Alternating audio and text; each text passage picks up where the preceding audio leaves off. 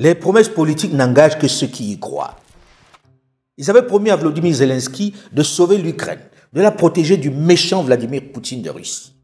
Après 3 ans de combats sanglants, particulièrement meurtriers, après que son pays ait été transformé en un immense champ de ruines et qu'il soit endetté pour des décades, le voilà obligé de capituler, de rendre les armes sans gloire, d'abandonner au passage une portion importante de son territoire et de céder ses richesses à ceux qui l'ont entraîné dans cette guerre. Les spécialistes et officiers des plateaux de télévision qui promettaient à grands arguments stratégiques la victoire ont disparu. Le deal pour la sauver est clair et brutal. Nous prenons le contrôle de l'économie de votre pays et cela vous permet de vous protéger contre le grand voisin russe. En gros, l'Ukraine a choisi un autre maître, manifestement plus vorace. Quelle leçon l'Afrique, qui a toujours été sous influence des grandes puissances occidentales, doit-elle en tirer aujourd'hui? Face au grand chamboulement géostratégique, où les amis d'hier se déchirent pendant que les irréconciliables adversaires se réconcilient, quelle doit être la position de l'Afrique? N'est-ce pas une formidable opportunité pour elle? Les Africains sont des grands affectifs, et donc il y avait un certain amour pour la France. Et ce que j'ai remarqué, et c'est pour ça que j'ai écrit ce livre en particulier, c'est que cet amour a disparu. C'est pas de la haine forcément, mais c'est de la méfiance, comme si nous étions devenus toxiques, comme si l'Occident et ce qu'il véhiculait, culture woke, LGBT, le côté permissif, et le double standard. Complètement. Et puis le fait que, en intervenant sur des promesses de libération, de démocratie, comme en Libye, ou de protection des populations, nous avons semé le chaos dans ces pays, et les gens sont pas naïfs, ils voient bien que ces promesses n'ont pas été tenues, ni en Irak, ni en Syrie, ni en Libye. Ce qui est pas acceptable pour eux, c'est qu'ils ont l'impression que nous fréquenter, être proche de nous, c'est mettre en péril leur propre mode de vie, leur raison d'être, que nous sommes devenus une sorte de contre-modèle de l'humanité. En réalité, tout se passe un peu comme dans une cour de récréation. Avec ce garçon, impétueux, ce jeune caïd, frimeur, taquin, insolent, prétentieux, qui terrorise tous ses camarades. Il se saisit de leur goûter, de leur téléphone, de leur blouson, parce qu'il sait qu'il est soutenu par son costaud grand frère. Un grand frère violent et intimidant, qui prend toujours parti pour ce petit frère sans jamais chercher à savoir s'il a raison ou pas. C'est le protecteur inconditionnel. Et puis un jour, le grand frère un peu excédé, un peu préoccupé par ses propres projets, lui tourne le dos. Il n'accepte plus de s'engager dans tous ces combats. Il n'est plus prêt à se battre pour lui à toutes les occasions. Pire, il choisit même de s'allier à certains ennemis de son petit frère. C'est le drame. Dans la cour de récréation, le jeune caïd n'emmène plus large. Plus personne n'a peur de lui. On se rend même compte qu'en réalité, il n'était pas si fort que cela. Et que privé de son protecteur, il ne pèse pas bien lourd. Tous ses petits camarades qui l'enquiquinaient lui tournent le dos, le narguent, lui manquent de respect. Et certains prennent même sur eux de le chasser de la cour de récréation. C'est ce qu'est en train de vivre l'Europe, la puissante Europe. Il ne s'agit pas pour les Africains de la chasser de la cour de récréation, non. Ce n'est pas le but, surtout au moment où se constituent les grandes alliances géostratégiques. Il s'agit de lui dire très clairement, désormais ce n'est plus vous qui fixez les règles du jeu. Désormais ce n'est plus vous qui nous dites ce que nous devons faire. Désormais, vous ne nous faites plus peur du tout. Si vous voulez rester, c'est à nos conditions. Aux Africains donc, désormais, d'imposer leurs règles, de se débarrasser très rapidement du syndrome de Stockholm dont ils souffrent depuis si longtemps. C'est la grande leçon à tirer de ce qui est en train de se passer sur le plan planétaire aujourd'hui. Et cette posture ne doit pas concerner que la seule Europe. Elle doit être le nouveau discours pour tous les partenaires. Plus de complexe, non. Moi, ce que je reproche à travers ce livre, c'est de désigner des diables, d'intervenir ensuite avec des promesses d'un jour meilleur pour ces pays, de les anéantir totalement et de s'en aller ensuite en disant bon, on verra bien, etc. Nous ne remplissons jamais, à chaque fois que nous partons en guerre, les promesses que nous avons tenues auprès de ces peuples. Et je me suis beaucoup intéressé justement à cette notion d'Occident et à ce rapport que nous avons avec le monde, parce que quand je revenais chez moi, et je revois toujours des gens qui sont pétris de certitudes dans nos pays, qui pensent que on a toujours le primat de la morale, de l'humanité, de toutes les valeurs, en fait, que les valeurs valeurs qui sont les nôtres sont les bonnes, et que en face, finalement, oui, c'est des anciens colonisés. Finalement, on a une attitude très condescendante. Le Sud global est en train de se réveiller aujourd'hui. Pour la première fois depuis la Deuxième Guerre mondiale, une puissance économique mondiale est en train de se faire dépasser par d'autres puissances du Sud. Si l'Europe veut survivre, il faut arrêter d'être naïf comme ici aujourd'hui et tendre la main. Une Europe non alignée doit tendre la main aux pays du Sud pour arrêter d'être naïf et se faire détruire par les... Autre leçon à tirer de cette nouvelle donne géostratégique mondiale. Il ne faut jamais compter sur la puissance des autres pour mener son combat. Surtout pas les Occidentaux, dont la parole est particulièrement fluctuante. Le cas de l'Ukraine n'est qu'une énième leçon. Partout où ils sont intervenus, ils n'ont laissé derrière eux que ruine et désolation. Au Vietnam, en Afghanistan, en Irak, en Libye, en Syrie, en Somalie, dans le Sahel et maintenant en Ukraine. Mais le monde libre, c'est la paix. Les bombardements américains au Vietnam, c'est la paix. Les bombardements américains en Libye, c'est la paix. Les bombardements américains en Syrie, c'est la paix. Les bombardements américains en Irak, 1 million de morts. 1 million de morts en Irak, c'est la paix. Lorsque l'on scanne l'histoire de toutes les interventions militaires de ces grandes puissances, on se rend compte que nulle part sur la planète, ils n'ont apporté la paix. Ils en parlent à longueur de journée. Ils se font les apôtres de la paix. Dans le même temps, je cherche, aidez-moi, à trouver un seul terrain de conflit où les Occidentaux ont ramené la paix et la concorde. À nos dirigeants de s'en souvenir lorsqu'ils prennent la décision de partir en guerre. Et je pense, qu'on les aime ou pas, que c'est le cas des dirigeants de l'AES qui, fatigués des errements des armées occidentales sur leur territoire, ont compris et ont eu le courage de leur demander de partir. Même s'ils sont confrontés à de grosses difficultés, ils n'ont pas pour autant disparu. Maintenant que les cartes sont en train d'être redistribuées et de façon brutale, il s'agit pour tous les Africains d'éviter les erreurs du passé. Ils doivent être les acteurs de leur propre histoire dès aujourd'hui, en se regroupant, en s'organisant, en se structurant, afin que les autres ne décident pas encore une fois pour eux. Cette crise géostratégique mondiale est une opportunité et il faut la saisir. Et c'est maintenant. Il faut profiter de la fenêtre de tir qui s'offre à nous. Parce qu'avec l'arrivée du président Donald Trump aux affaires, les codes semblent avoir changé du tout au tout. What I'd like to see Canada become our 51st state. As a state, it's much different, and there are no tariffs. So I'd love to see that, but some people say that would be a long shot. If people wanted to play the game right, it would be 100% certain that they'd become a state. But a lot of people don't like to play the game because they don't have a threshold of pain. And there would be some pain, but not a lot. The pain would be really theirs. Let me be clear. We are an independent and we are a proud nation. And we will come through this an independent and a proud sovereign nation. We will not back down. We will not cease. We will continue to march forward as proud Canadians. Le 5. Est-ce qu'au dernier moment, si la sécurité de tel et tel pays européen était en cause, l'Amérique nous réclamerait la possibilité de créer une Trump Tower à la place de la Tour Eiffel, de racheter tel et tel État qui disposerait de terres rares comme elle le propose aujourd'hui à l'Ukraine? Est-ce que ce transactionnalisme fait que nous ne pouvons plus compter sur les États-Unis? C'est la conviction française. Trump n'est pas un homme de paix. Pourquoi il retire ses intérêts d'Ukraine? Pour attaquer la Chine. Pour préparer la guerre de demain. Pour préparer la guerre de demain. Évidemment, évidemment.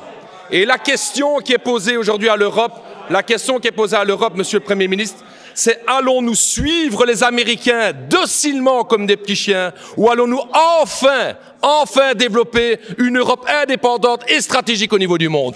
Tous les codes ont changé. Sa position est unique. Il ne se contente pas de dire ce qu'il pense. Il dit ce qu'il veut. Eh bien, c'est le privilège du dirigeant de l'une des grandes puissances. Désormais, on assume sans ambiguïté son désir d'expansion, de colonisation. The United States has spent $200 billion more than Europe. And we had a deal based on rare earth and things, but they broke that deal.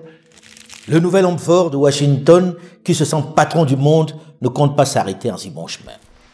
Son programme d'expansion est vaste. L'idée de transformer Gaza en Riviera, c'est véritablement la logique néocoloniale qui prévaut. L'idée de vouloir racheter le Groenland, l'idée de vouloir quelque part aussi annexer le Canada, le canal de Panama, etc. Mais c'est de la façon la plus claire un langage. Imaginez le président Poutine ou le président Xi Jinping tenir ce langage-là, que dirait-on? Quelle que soit la perspective, nous sommes assurément dans un virage à 360 degrés dans la diplomatie mondiale.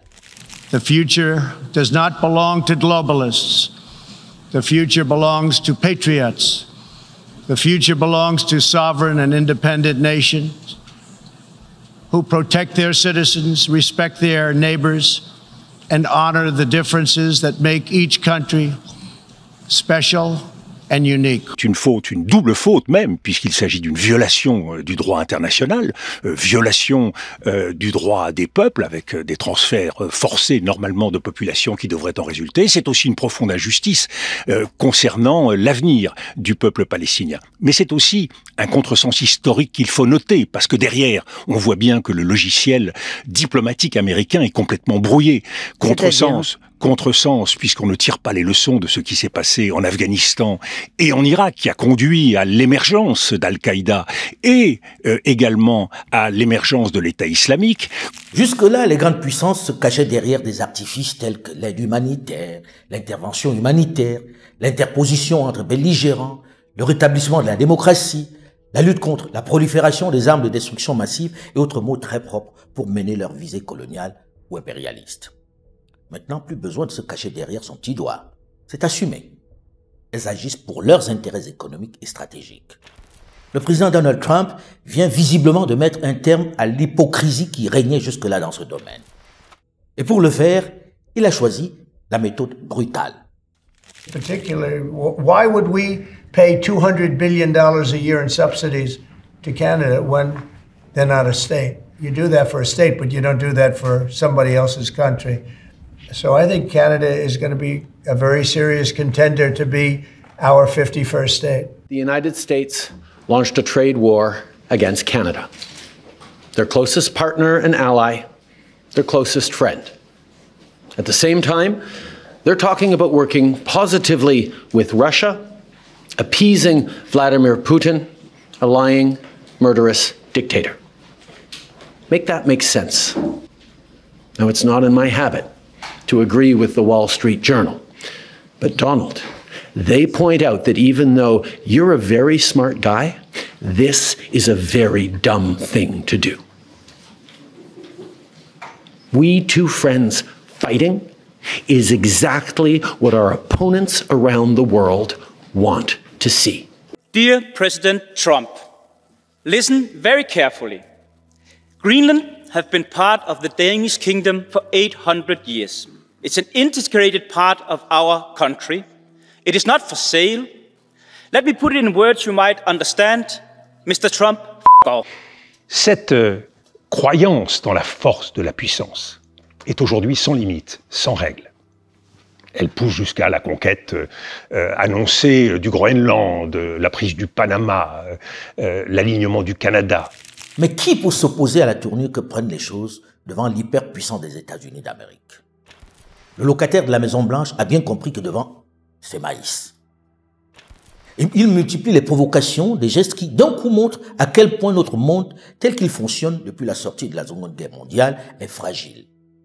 Voilà le président des États-Unis d'Amérique, qui envisage carrément de faire du Canada le 51e État des États-Unis d'Amérique, qui est en train d'envisager de coloniser des territoires. Les tabous tombent. Les règles de droit international semblent ne plus exister.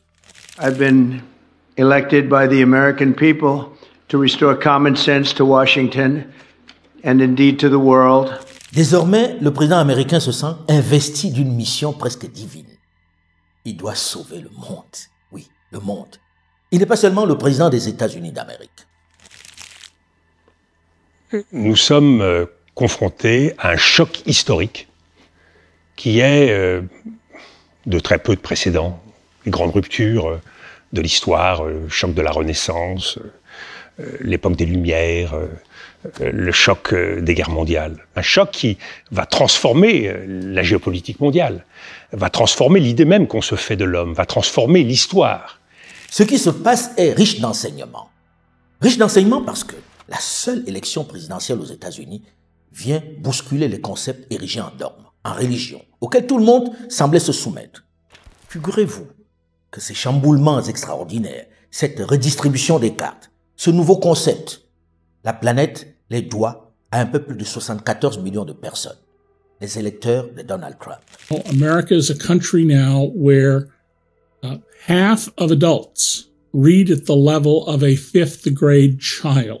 Half. And more than a fifth, around 22%, read at the level of an 8-year-old, a third grader. So people who don't have reading skills, don't have critical thinking skills, can be easily manipulated, and they have been. C'est le choix de ces 74 millions de personnes, majoritairement illettrées, qui fait basculer le monde dans ce que nous vivons. C'est ces 74 millions de personnes qui bouleversent la vie des milliards d'autres habitants de la planète. Finalement, c'est cette règle du nombre, de la démocratie, qui nous installe dans cette crise qui fait peser sur la planète la menace d'une troisième guerre mondiale. Les grandes démocraties occidentales qui aujourd'hui s'offusquent, s'indignent devant le choix de Washington doivent réfléchir à ce principe, certes équitable, mais qui présente souvent de réels dangers. 80 years of diplomacy, born of ashes and 35 million dead. Undone by one and a half men today. Il y a un tournant pour nos démocraties qui est vital, qui est de changer de direction, qui est de changer d'outil, qui est de revenir à ce que doit être une démocratie. Aujourd'hui, la démocratie se fait sans les citoyens, et se fait même contre les citoyens. Un nouveau monde est né des cendres de celui sorti de la Seconde Guerre mondiale, celle des vainqueurs qui avaient tout mis en œuvre pour dominer le monde. His party controls those institutions. So why hasn't the White House tried to do that through the normal process? And I think if you step back, what you see is what they're trying to do is create the precedent that a president can do whatever a president wants, that it's not a co-equal branch of government, that essentially it is a king, an elected king. And I think they're relying on the idea that people, or at least their base, doesn't necessarily know or care about what the difference between a president in a co-equal branch of government is versus an elected monarch. Oui, il faut oublier l'Amérique du XXe siècle, tout ce qui va de Wilson, même si ça n'a pas marché, Roosevelt, etc. On a affaire à une sorte d'Amérique du XIXe, beaucoup plus forte, mais quand même une Amérique nationaliste, mercantiliste, exporter un maximum, importer un minimum, avec une vision impérialiste nord-américaine qui va de Panama jusqu'au Groenland, avec un désintérêt absolu pour la pratique multilatérale. Faut-il avoir peur de ce nouveau modèle qui piétine les textes, les règles qui ont dirigé notre vivre ensemble pendant toutes ces décennies? Faut-il avoir peur de la brutalité, du mépris des textes du droit international, de l'attitude décomplexée du nouveau locataire de la Maison-Blanche qui rencontre un écho favorable dans l'opinion américaine et dans une frange importante de la population européenne? Pour s'en convaincre, regardez la percée des extrêmes droites. Moi, très clairement, je ne me cache pas du fait que je suis très préoccupé par ce qu'il se passe en France depuis 2017. Le tournant libéral-autoritaire, il est là. Et je me disais qu'il allait avoir une pente de l'extrême centre, comme dit Pierre Cernat, mais je la voyais à échéance 2027. Or là, avec le vote de la loi immigration en décembre 23, j'étais surpris de la vitesse à laquelle tout cela a été dévalé. On sort d'une semaine où on a beaucoup parlé de submersion migratoire, qui a été saluée, encore une fois, par Marine Le Pen comme une victoire idéologique, une victoire gramscienne, accréditée par l'usage politique des notions qui viennent des bas-fonds, des caniveaux de l'extrême droite. C'est très dangereux. En réalité, avec la méthode Donald Trump, le monde risque-t-il de basculer dans une nouvelle ère de guerre? Faut-il craindre une troisième guerre mondiale lorsque l'on assiste au repli identitaire, à la brutalité, à l'attitude décomplexée, sans limite de Donald Trump et d'Elon Musk qui semble être son gourou? C'est vrai que certaines de ces mesures et de ces projets nous éclairent sur les pratiques pas très catholiques que cachait le modèle en vigueur à ce jour. Notamment la corruption des grandes puissances avec ces agences qui opéraient en toute tranquillité dans nos pays en se faisant passer pour les chantres de la solidarité et de l'humanité. On découvre qu'elles étaient au service des intérêts de Washington ou de Bruxelles. C'était par région leurs outils de déstabilisation. Aujourd'hui, on va jusqu'à apprendre qu'elles ont par endroits financé le terrorisme. When, as a member of Congress, I learned about President Obama's dual programs that he had begun really to overthrow the regime of Syria, and being willing to, through the CIA's Timber Sycamore program that has now been made public, of working with and arming and equipping al-Qaeda in an effort to overthrow that regime, starting yet another regime change war in the Middle East. DoD Train and Equip program, again, begun under President Obama, is widely been known, looked at, and studied, that ultimately resulted in over $500 million being used to train who they called moderate rebels, but were actually fighters working with and aligned with al-Qaeda's affiliate on the ground in Syria, all to move forward with their regime change and not acknowledging what was obvious at the time and what has unfortunately borne true, which was that a regime change war in Syria, much like the regime change wars in Iraq, the toppling of Gaddafi and Mubarak, while these are all dictators, would likely result in the rise of Islamist extremists like al-Qaeda taking power. I shed no tears for the fall of the Assad regime, but today we have an Islamist extremist who is now in charge of Syria, as I said, who danced on the streets to celebrate the 9/11 attack, who ruled over Idlib with an Islamist extremist governance, and who has already begun to persecute and kill and arrest religious minorities like Christians in Syria. I understand. Why that should be acceptable to anyone is beyond me. It shouldn't is be. certainly and not I in our understand, interest. I appreciate your answer, and thank you. My concern has to do with the tendency to repeat Russian and Syrian, and even in some cases, I think we'll get into in the closed session, Iranian information, and to discount what comes from our intelligence community. Senator, every American deserves to know that people in our own government were providing support to our sworn enemy, Al-Qaeda. That should not be acceptable by anyone. On a un djihadiste d'Al-Qaïda qui est en train de devenir quelqu'un de présentable, qui reçoit abondamment les journalistes étrangers, les diplomates, qui joue, à mon avis, à fond ce qu'on appelle la taquilla, c'est-à-dire la dissimulation. L'ambiance suscitée par l'arrivée de Donald Trump et ses décisions spectaculaires mettent à nu les pratiques pas très démocratiques, pas très orthodoxes des grandes puissances à travers le monde. L'hypocrisie et la fourberie dans laquelle elles baignaient. Qu'est-ce qu'on a découvert par exemple avec l'USAID? Des ingérences partout, notamment dans les médias, pour faire plier les gouvernements. On a découvert des projets aussi absurdes que des bandes dessinées transgenres au Pérou. Well, why are we giving $21 million to India? They got a lot of money. They're one of the highest taxing countries in the world in terms of us. We can hardly get in there because their tariffs are so high. I have a lot of respect for India. I have a lot of respect for the Prime Minister. He just left, as you know, 2 days ago. But we're giving $21 million for voter turnout. It's voter turnout in India. What about, like, voter turnout here? Oh, we've done that, I guess. We did 500 million, didn't we? It's called the lockboxes. $20 million for fiscal federalism in Nepal. Listen to these numbers. This is all fraud. 4,5 millions de dollars pour surveiller la désinformation au Kazakhstan. 47 000 dollars pour un opéra transgenre en Colombie. 32 000 dollars pour une bande dessinée transgenre au Pérou. 2 millions de dollars pour la chirurgie de changement de sexe au Guatemala. Est-ce que l'USAID n'était pas censé faire l'humanitaire? La France n'est pas en reste dans ses incongruités et magouilles, figurez-vous.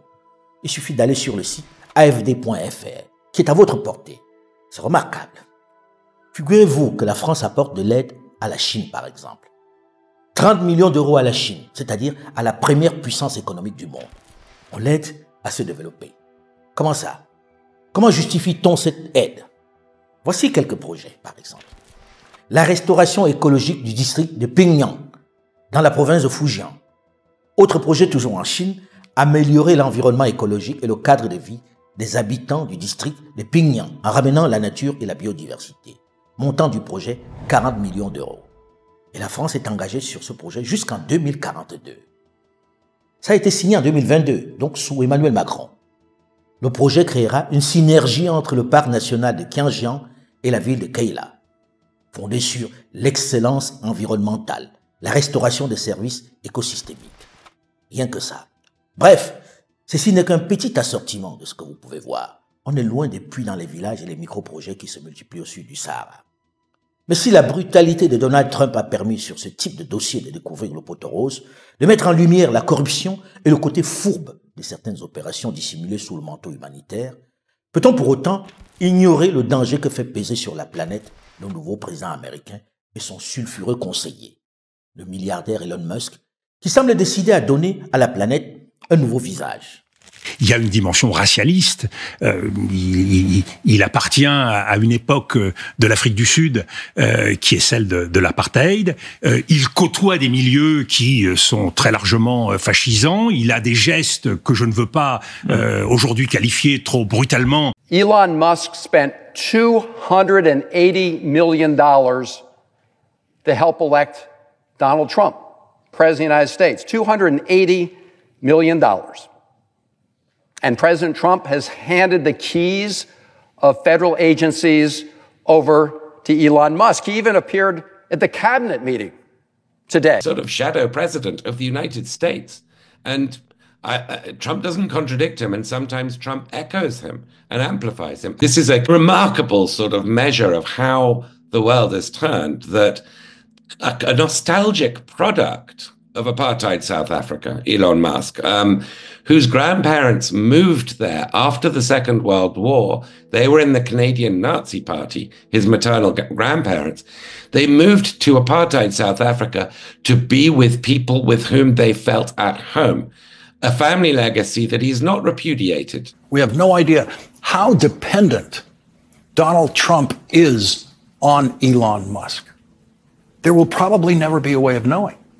Elon Musk is the wealthiest guy in the world. He contributed $270 million to elect Donald Trump as president. Surprise, surprise. He is now having the most important job in the United States government. That's what happens when you make a huge campaign contribution.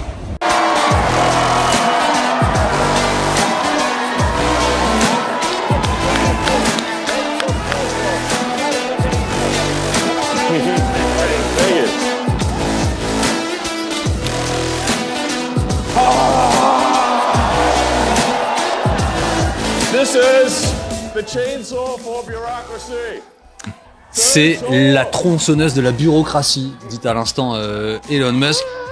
Lorsque l'on a conscience que c'est le président argentin en personne qui vient ainsi sur une scène fournir une tronçonneuse à ce sulfureux milliardaire, Elon Musk, gourou de Donald Trump, qui ne se gêne plus pour faire le salut nazi, on se dit qu'il va falloir définitivement se poser la question de savoir si le monde n'entre pas dans une nouvelle zone de forte turbulence. Surtout lorsque l'on vit la vitesse de la montée des nationalismes et le fort repli identitaire décomplexé qui accourt. We want Trump in 28. That's what they can't stand. A man like Trump comes along only once or twice in a country's history, right? We want Trump. And we're not going to retreat. We're not going to surrender. We're not going to quit. Fight, fight, fight. S'achemine-t-on inéluctablement vers une troisième guerre mondiale? S'achemine-t-on vers la fin du monde ou la fin d'un monde? Quelle position pour l'Afrique dans cette nouvelle ère? Acteur ou victime passive? Je le présente ainsi parce que l'on n'entend pas du tout nos dirigeants sur la question. Je le dis parce que je prie pour que nous n'en soyons pas encore une fois les victimes. Je le dis pour que vous, jeunes, ne commettiez pas la même erreur que mes aînés et moi qui n'étions pas au courant et qui souvent avons laissé faire et sommes devenus des moutons sacrificiels et parfois avons même été complices. Ce qui se passe et ce qui se prépare dans le monde en téléchargement vous concerne. Il s'agit de votre monde, de votre planète. Cette fois-ci, vous êtes au courant et avez votre destin en main. Vous avez ce dont les autres ont besoin pour asseoir leur puissance, pour conquérir le monde. Les terres, vos minéraux, votre nombre, votre connaissance. Peut-être devriez-vous en faire votre arme, en faire votre puissance. Nous sommes à un virage. Ne sortez pas de piste. Sans complexe, soyez des acteurs du bon côté de l'histoire. On en parle dans ma prochaine chronique. Et l'Afrique dans tout ça, une question plus que jamais d'actualité. Je voudrais vous remercier pour votre fidélité à notre chaîne. Et surtout, n'oubliez pas de vous abonner pour rejoindre notre communauté. Vous êtes notre soutien et notre force. Et pour regarder tous nos contenus dans leur version non censurée, puisque YouTube et Facebook nous imposent parfois des restrictions, je vous invite à nous rejoindre sur nos plateformes Afromédia, notamment notre application Afromédia, où en plus d'avoir la version non édulcorée, non censurée de nos contenus, vous avez la possibilité de télécharger nos chroniques, nos reportages, nos documentaires, que vous pouvez regarder même hors connexion, c'est-à-dire en campagne, au village, sur la route, et surtout restez vigilants.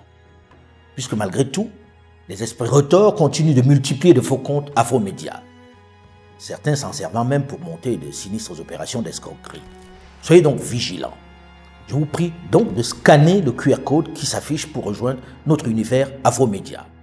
Pensez à vous abonner pour être les premiers à recevoir nos contenus.